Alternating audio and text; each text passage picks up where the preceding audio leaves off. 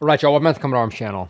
Okay, so today we're checking out a video from the Azov unit. So this is very CQB kind of urban focus. So this one is titled Urban Elimination Azov Recon Troops Clear Out Occupiers on the Toretsk front line. So it looks like they're kind of on the outskirts of New York, which of course, as we know by now, isn't referring to the US, obviously. So that's just one of the areas that these guys are operating in. So yeah, it's about 8 minutes, but it's very CQB focused, kind of clicking through it. And again, kind of with this war, CQB looks very different, especially when you're talking about the actual infrastructure. A lot of these buildings being like blown away, the walls being knocked down. It's not going to be your traditional CQB of people kind of like, you know, moving through hallways and kind of moving in split stacks. None of that is going to be happening for the most part. So we're not really seeing very many big structures, and a lot of those bigger structures as well, again, have sustained some pretty significant damage. So you're not going to use some of those more traditional CQB tactics, but it is really interesting to break down and kind of see how these guys are adapting to this particular environment, especially again with that damage to the infrastructure. But it should be really interesting. Again, I think we'll be able to learn a lot and kind of understand how these guys are operating. And of course, if you guys pick up on anything that I'm not, feel free to throw it down below in the comment section. One of y'all is saying now that I have a green screen and stuff, you have no idea where I could be recording. So I could be recording in like a closet or something, which is kind of funny to think about. Yeah, honestly, I've done hotel rooms, I've done garages, rooms. Yeah. I mean, maybe I'll be out in the field or something, like outside doing it. So you'll probably be able to tell. The lighting will probably be a lot better. Oh yeah, and of course, with this environment, the use of frag grenades is very extensive. Golly, what was that? And having a grenade launcher in this environment. What did they drop there? It's a drone too. Drones recording other drones is so trippy. But yeah, having a grenade launcher in this, game changer.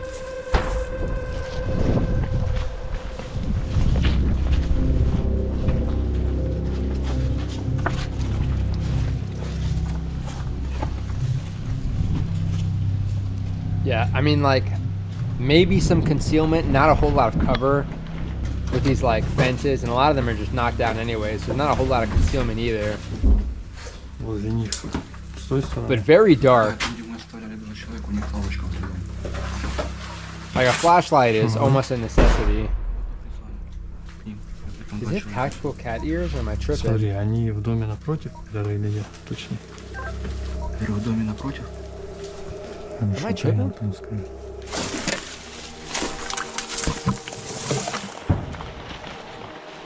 These guys look super high speed. Their kit looks really solid. Suppressors. A lot of scrims like on the helmets.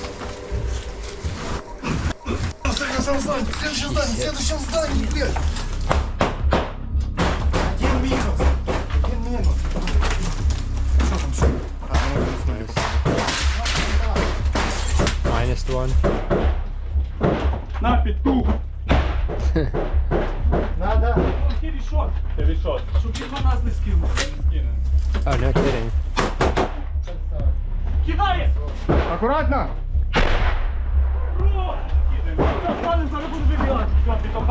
Golly. Wait, so that's what they're talking about? Heavy strike? I wanted to see what kind of munition that thing was using. Damn. Whoever's in that building is having a terrible time. This always brings up like, because, you know, I've been shooting weapons for a while, you know, shooting rifles for a while. I've used them in a lot of different environments, whether it be like conventional infantry, CQB kind of teams, reconnaissance. So each of them kind of requires different things, not necessarily requires, but each one, you know, certain rifle setups would favor that environment better. So like in a recon, it was nice to have like a magnified optic. Wasn't a requirement by any means, especially since you're not really a direct action unit. Conventional infantry, it was definitely nice to have, you know, some kind of low power magnification. But so maybe like a variable optic would have been nice as well, depending on what you're operating in. And of course, in a CQB team, it's nice to just have like kind of like a holographic sight, or just a red dot in general. So it's really interesting to kind of see their loadouts and kind of see what these guys are gravitating to in this kind of environment. We've seen Azov specifically act as like stormtroopers a lot of times, hitting trenches. Where we're talking about like trench to trench, again, it isn't necessarily going to be like that far of a distance. However, it is nice to kind of be able to discriminate certain things. So maybe I'm having a magnified optic would be nice to kind of tell, like, is what I'm seeing, a bad guy. So it's kind of interesting to see what they're gravitating to. But again, their kit looks really solid. Everything looks super squared away. So these guys definitely, they know what they're doing. And we kind of understand that at this point already.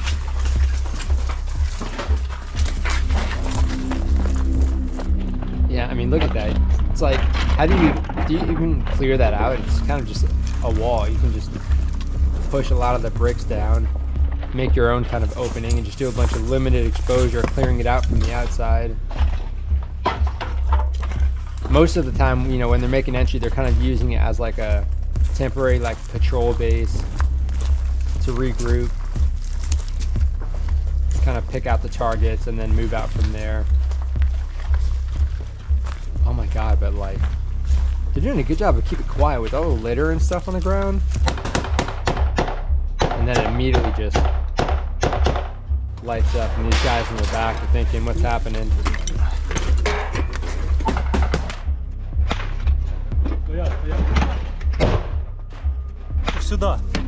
It's so crazy, like, things can turn from like okay or quiet to very hectic to like catastrophic in a matter of seconds in these kind of environments, especially when you're talking about drones. Like if an FPV just started flying at these guys and hit their stack. It's trippy seeing we're not seeing a whole lot of the bullets coming out towards them, but seeing like the bullet holes in the walls and stuff. Like in a lot of these buildings, you can realistically shoot through pretty effectively. You don't necessarily need to shoot through the windows, especially if you know that there's some dead space in a room. You can shoot through the walls a little bit. Себя взорвал чужим. Oh man. Это внутри дома было. Oh no shit.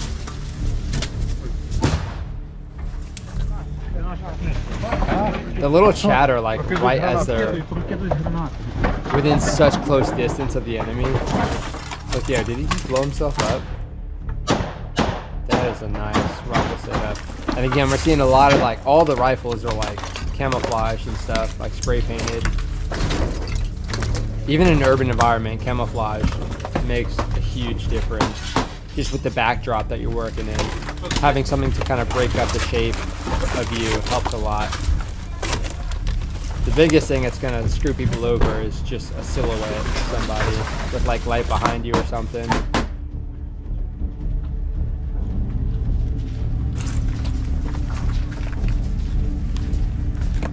Давай, у нас в хате 2200, 2200. Вот, да. 3. Сейчас вот. 3200. 3 там на входе еще один. 3200, поправочка. Был пацан, но нет пацана. По возможности достань рабочий телефон, пофоткай, блядь. Шапка. Не вижу ничего в карманах. What the picture is for, maybe Ничего just, не вижу в карманах. I mean, it could be a multitude of things. Intel or Телефон, плюс ID. even kind of like propaganda stuff. Да, калахи были обычные, документов нет, рюкзаков. Just identifying maybe a specific target. Having other people kind of identify them.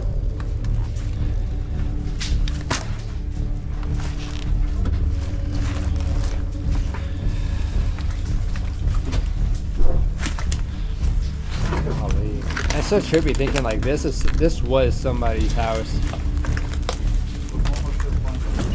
And now it's this. Like those curtains, like somebody hung that up at some point. Тут где лежит. You can't really get sucked into that kind of stuff, ствол especially when горячий. you're operating Стрелял, Дон. in this environment. But so the barrel is hot. The dude's just unloading then.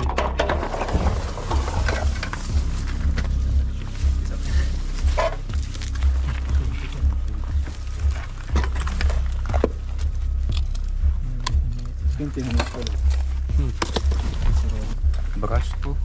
Да не, разобрать надо выкинуть.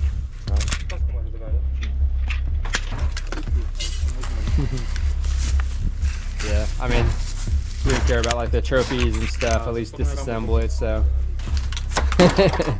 nobody else can pick it up. Fuck yeah, eat that shit. Nobody's gonna try and like assemble it. They're gonna be like, oh well, here's one part. I'm just gonna assume the rest of it's gone. It's good thinking.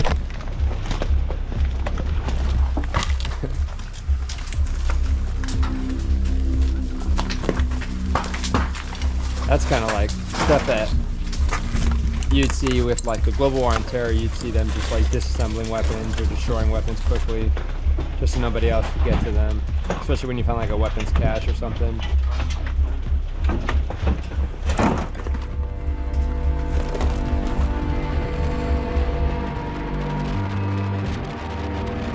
Damn, dude. Again, just like an 8-minute video, but I don't know how long this specific like operation was or what this footage actually spans, but holy cow, dude. So again, like with these videos, I know we're only seeing like bits and pieces of the war, but to think that somebody was wearing these, you know, these GoPros, wearing these helmet cams while they're actually going to combat. So this is like, yeah, it's a small part of the actual war, even like a small part of like a specific battle or, you know, battle for a specific area.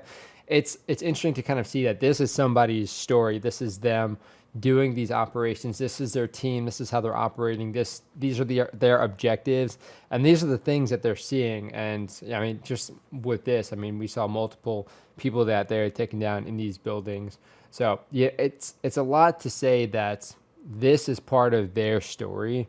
And you know, when you talk about however many years from now, when this war is finally over, this is going to be the stories that you're going to be seeing in books. And it's so trippy to think that, you know, back in like World War II, there are numerous like kind of like war memoirs that people kind of wrote up, and that kind of became a book. But now you're going to be able to potentially get a book, or not even that, just like a whole movie of somebody's kind of, you know, life, or just like their military career throughout this entire conflict. So, you know, if somebody does write a book, they can have links to a video or something, and they can have like a website that you can check out. And as they're kind of describing things, you can see like with their firsthand accounts with the GoPros, kind of what they were dealing with and what they're kind of trying to describe. So it's going to be interesting to kind of see like in the future what that's going to look like, as far as, you know, people trying to transcribe their experiences either into a book or, you know, potentially just like this, again, like turn it into a documentary or something. And of course, it doesn't necessarily need to be like one person. It could be like a team. But I mean, just imagine if we had that for World War II. I mean, it'd be kind of blowing your mind, just kind of stuff that these guys are capable of, you know, guys and girls, of course, the things that they're capable of, but the things that they get up to, and also just like the terrible things that they're kind of experiencing in this war. So yeah, it's going to be interesting to kind of see that in the future. I'm kind of going off on a tangent, but that's kind of just what I think of seeing these many GoPros and stuff. I don't know, it's just something interesting to think about. But let me know what you guys think. Of course, you guys will be able to kind of pick up on certain things that I'm not highlighting, or again, I might have questions that I'm seeing as far as why they're doing certain things or kind of what we're seeing. So if you guys can shed some light on some of that, I'd appreciate it. But another fascinating video from Azov, again, doing some really incredible work. And yeah, again, just I'm really impressed with the tactics, but also just how fast they're learning. And I mean, it's kind of out of necessity, of course. But again, just like things that we're seeing that you can kind of relate to like the global war on terror. Like, you know, we don't necessarily need to take this weapon as a trophy. We don't need to take it for any other reason. Like, we don't need it. So we're not going to want to use it. But let's try and, you know, disassemble it, dismantle it, so nobody else could use it. It won't be a headache or a problem for us in the future. So super interesting. Of course, let me know what you guys think down in the comment section regardless. Hopefully you guys appreciate the video. But that is it for this one, and I'll see you all in the next one.